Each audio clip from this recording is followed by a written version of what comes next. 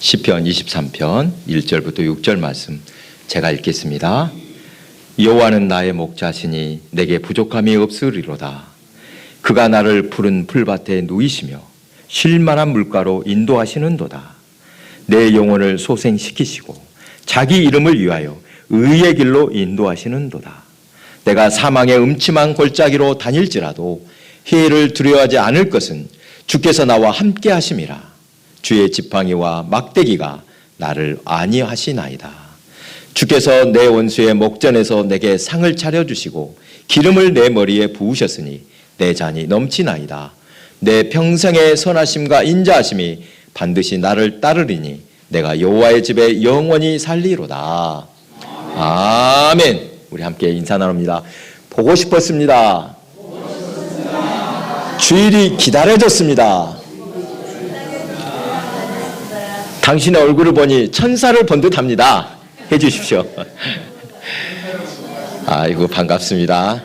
감사합니다.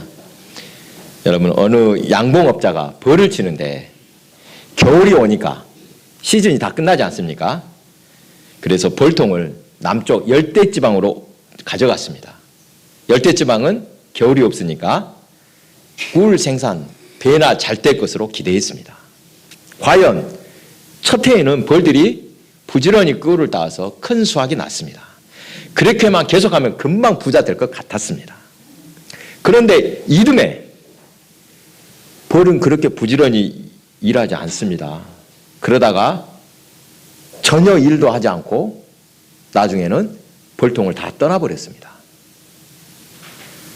결국 양봉에 실패했습니다. 왜 그랬겠습니까? 겨울이 없으니까 벌들은 꿀을 따로 저장할 필요가 없었던 것입니다. 애써 이럴 필요가 없습니다. 아니, 항상 여름이니까 어디를 가든지 꽃이 있습니다. 추운 겨울이 없으니까 벌들은 꿀을 저장할 이유가 없어진 것입니다. 그러니까 돌려 말하면 겨울이 있어서 꿀을 딸 수 있었다는 것입니다. 이 사실은 우리 삶에도 적용될 교훈입니다. 우리가 시련의 골짜기에 있을 때 너무 낙심하고 좌절하며 두려워할 것 없다는 것입니다. 그런 시련이 있어야만 보다 나은 길로, 생명과 축복의 길로 나아갈 수 있다는 사실 믿으시기 바랍니다. 그러니까 시련은 축복의 길, 생명의 길로 이르는 과정이다. 기억하시기 바랍니다. 오늘 본문은 시편 중에서도 가장 아름다운 시다, 이렇게 말을 합니다. 누구나 다 좋아하는 시 아닙니까?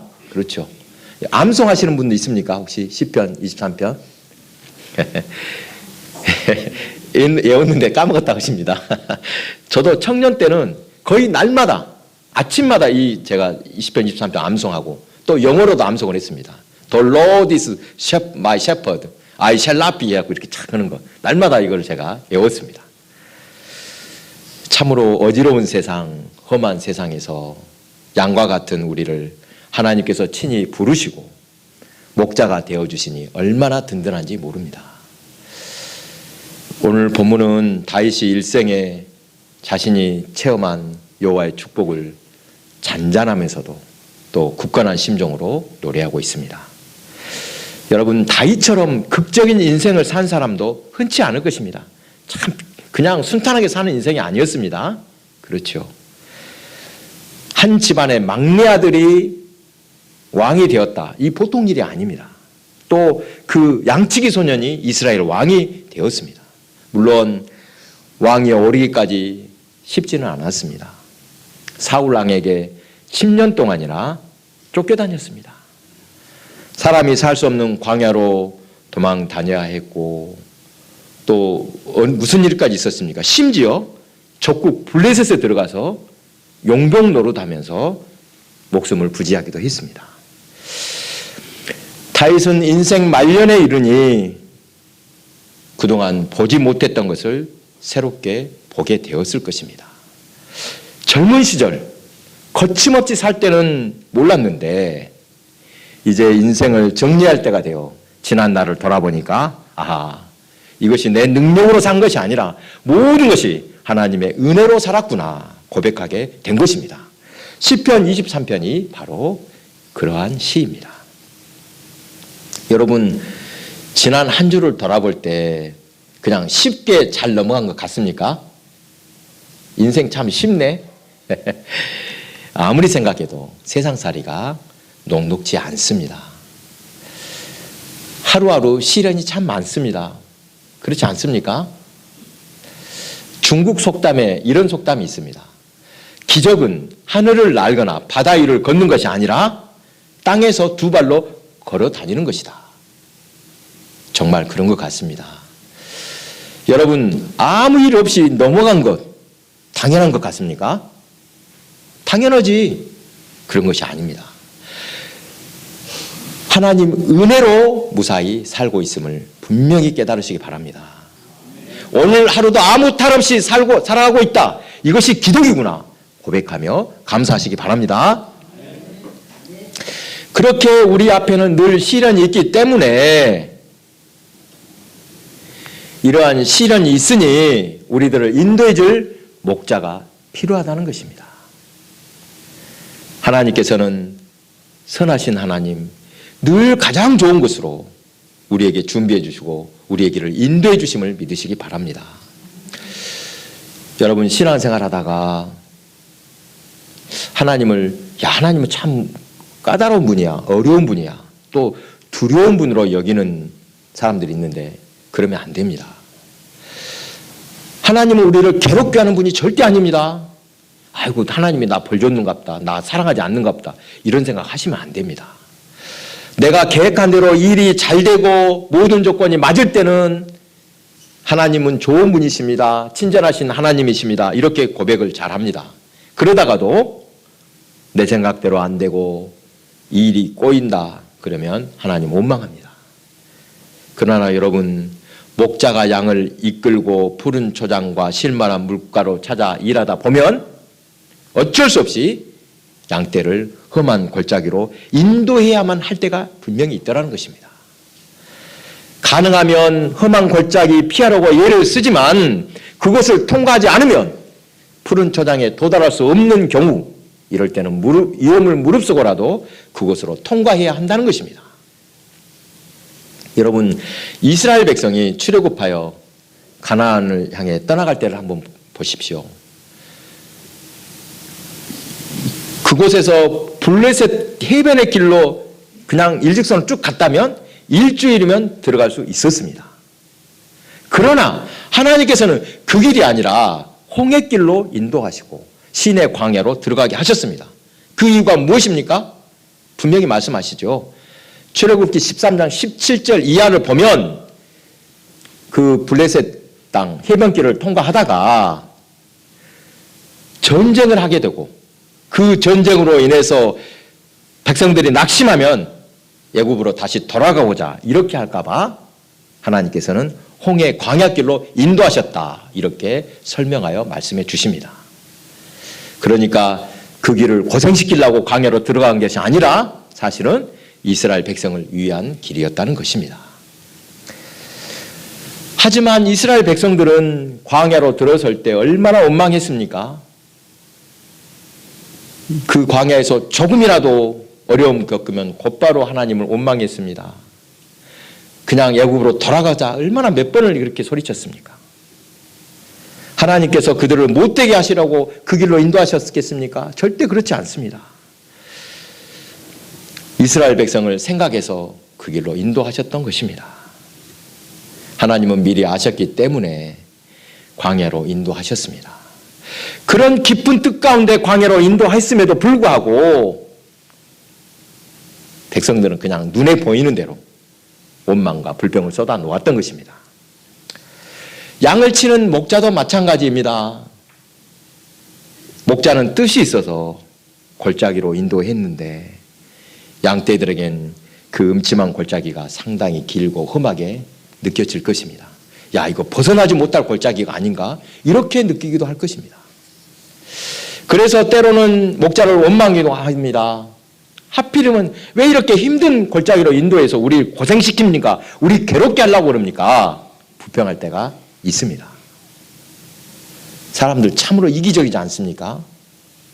좋을 때, 고마울 때는 잘 감사할 줄 모르지만 조금이라도 불편하다, 나한테 서운한 것이 있다, 혜택이 없으면 곧바로 운명, 불평하는 것이 사람입니다.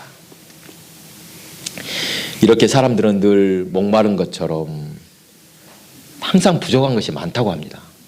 실제적으로 많은 것을 누리고 있으면서도 그것을 모르고 삽니다.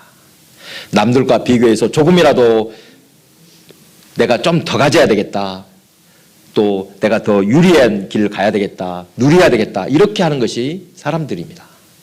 그래서 나는 늘 부족하다, 내가 채워줄 날이 없다, 이렇게 말을 하는 것을 봅니다. 그러나 여호와를 나의 목자로 삼기만 하면, 주님이 나의 목자가 되시면 우리는 더 이상 부족할 것이 없습니다. 부족함이 없이 만사 형통입니다. 진짜 믿으십니까? 하나님이 주시는 것은 재앙이 아니라 평안입니다. 살다 보면 때로는 음침한 사망의 골짜기 만날 때가 분명히 있습니다. 그런 순간에 자칫하면 딴 생각에 빠질 수 있습니다. 여러분, 그럴 때마다 우리를 사랑하셔서 나를 더 귀한 그릇으로 만드시려고 하나님 이 계획 가운데 있구나, 이것을 깨달으시기 바랍니다. 예레미야서에는 이렇게 말씀합니다. 나 여호와가 말하노라, 너희를 향한 나의 생각은 내가 아나니 재앙이 아니라 곧 평안이요, 너희 장래에 소망을 주려 하는 생각이라. 너희는 내게 부르짖으며 와서 내게 기도하면 내가 너희를 들을 것이요, 너희가 전심으로 나를 찾고 찾으면 나를 만나리라. 뭐라고 말씀하셨습니까? 하나님께서는 우리에게 재앙을 주시려는 것이 아니다. 혹시라도 환경이 안 좋더라도 너희들 희롭게 하려는 것이 아니라는 것입니다. 평안과 소망을 주시려는 것이 하나님의 뜻이다. 분명히 기억하시기 바랍니다. 하나님께서 이스라엘 백성을 인도하여 광야를 통과하는 동안 낮에는 구름 기둥으로, 밤에는 불 기둥으로 인도하시고 물 없는 곳을 지날 때는 반석에서 물이 나오게 하셨습니다. 아무것도 없는 광야에서 만나를 내려 양식이 떨어지지 않게 하시고, 고기 먹고 싶다 하면 또 어떻게 합니까? 메추라기를 보내서 먹게 하셨습니다.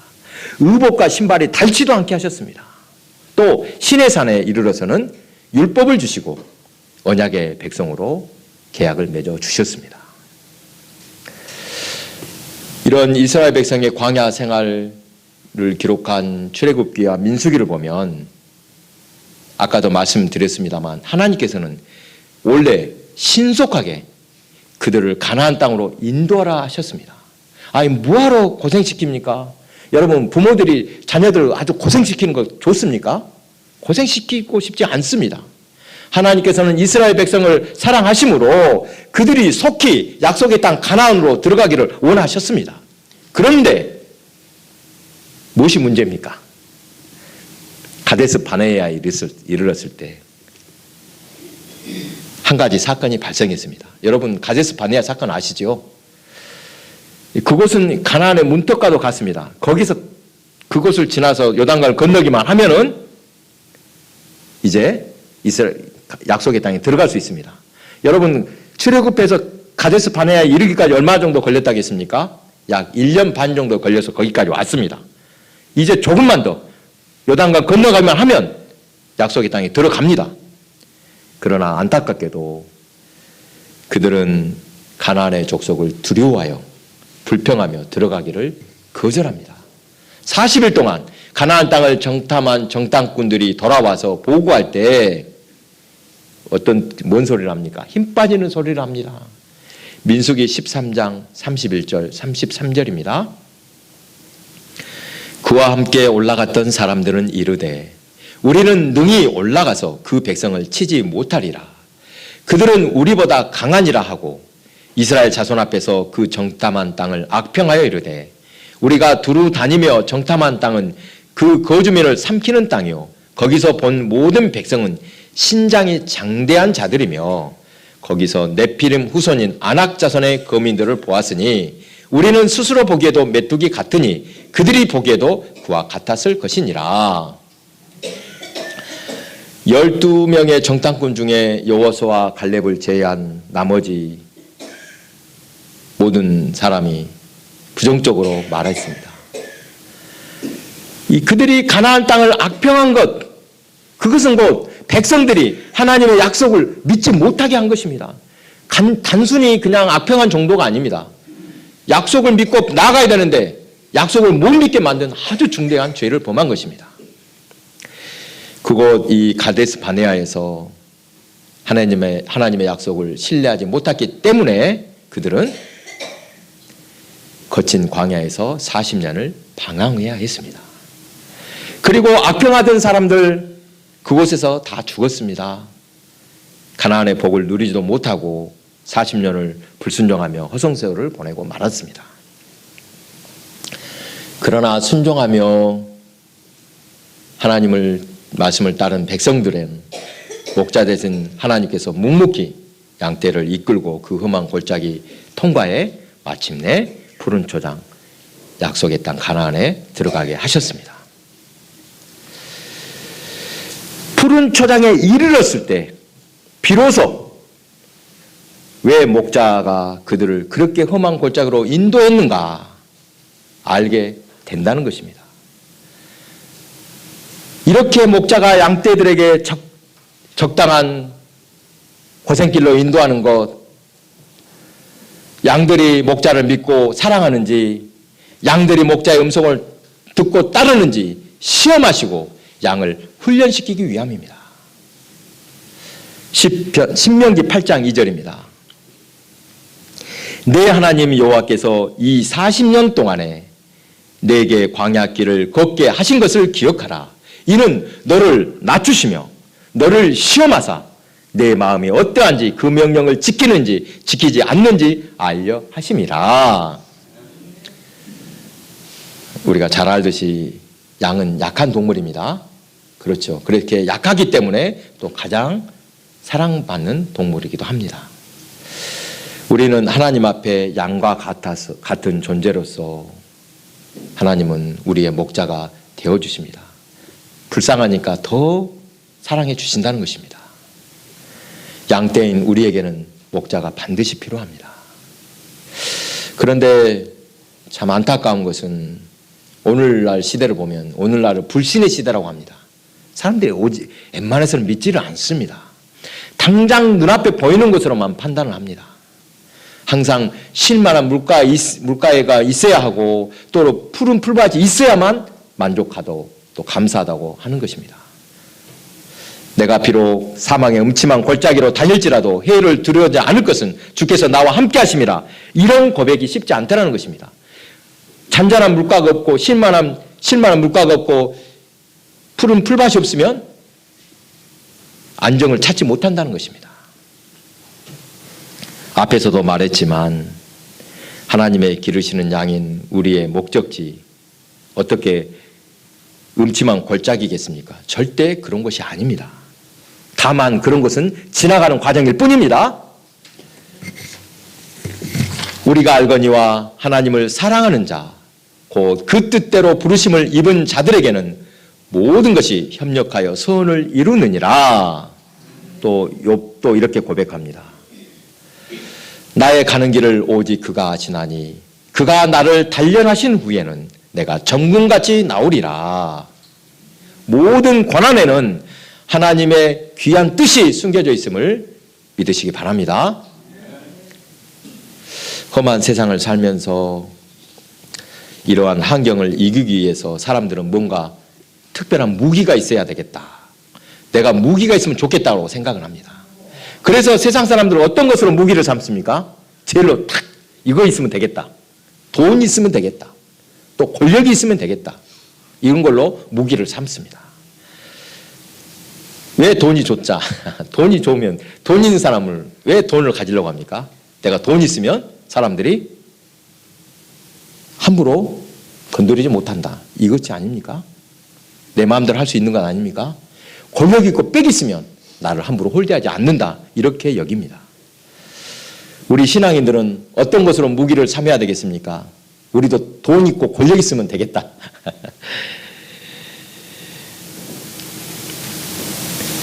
성경에서 성도는 양으로 늘 비유하는데 양은 특별한 무기가 없습니다. 그렇죠? 뿔도 없습니다. 이빨이 날카롭지도 않습니다. 또 그렇다고 눈이 밝거나 달리기를 잘하는 것도 아닙니다. 외모가 비슷한 염소하고 비교하면 얼마나 약한지 분명히 알 수 있습니다. 그렇게 양처럼 약한 성도라도 한 가지 무기가 있습니다. 여러분, 우리에게 어떤 무기가 있습니까? 예? 그것은 바로 믿음입니다. 아멘.